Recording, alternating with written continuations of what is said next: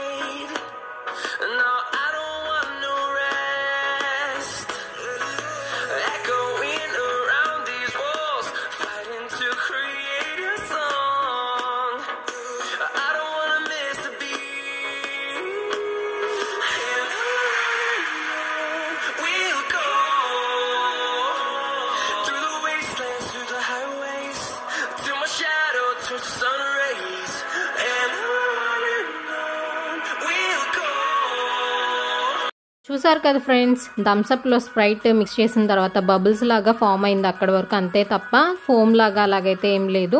So let me taste it.